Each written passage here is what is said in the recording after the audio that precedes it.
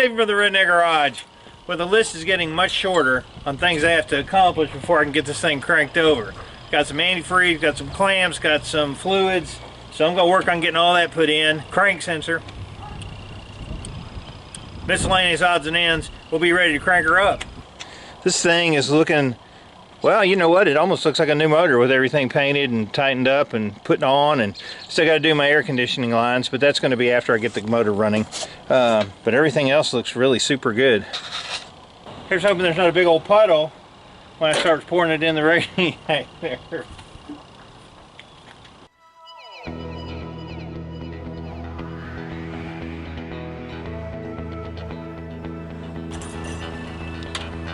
Power steering fluid.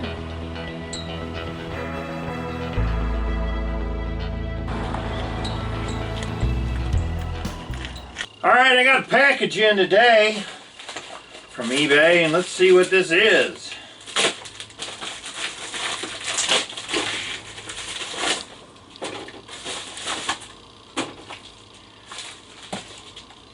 A couple days ago, I had a customer call me through my locksmith business whose ignition was messed up.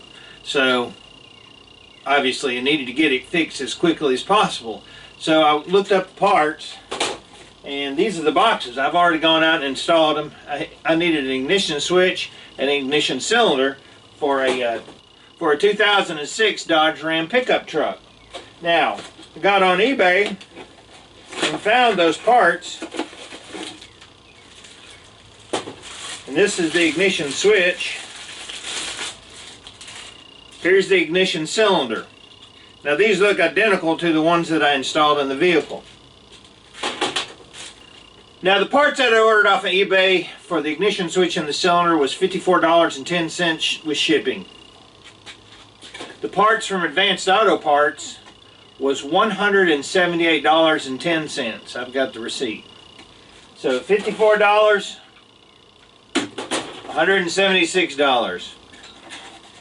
Now, I would never suggest that if you're in a bind for a part to buy it from one place and return it when you get the other ones in, because I would never do something like that for $135 difference. But I can say that these parts do fit perfectly in these boxes.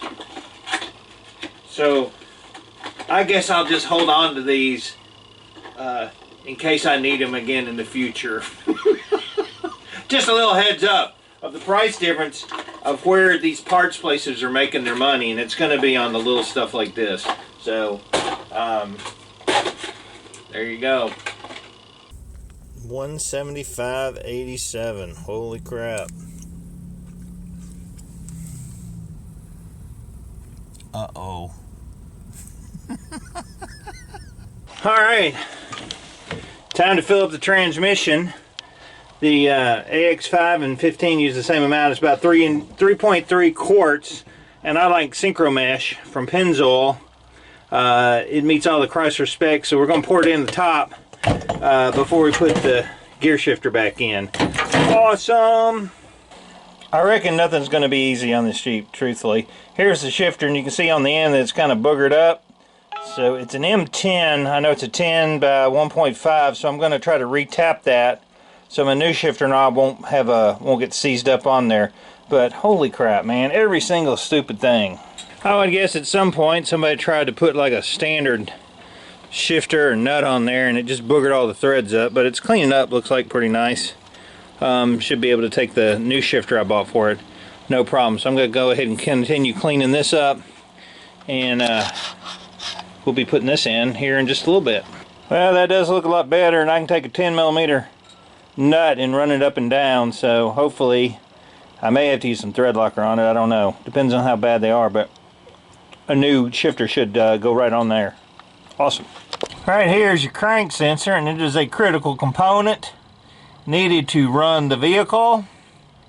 So I'm going to take this one out. I got a new one, and should be able to plug her in, get a little bit closer. Holy crap, man, these dark clouds have moved in the past 15, 20 minutes. Holy crap! Skies are getting dark. Looks like rain, so I'm gonna have to knock off for now.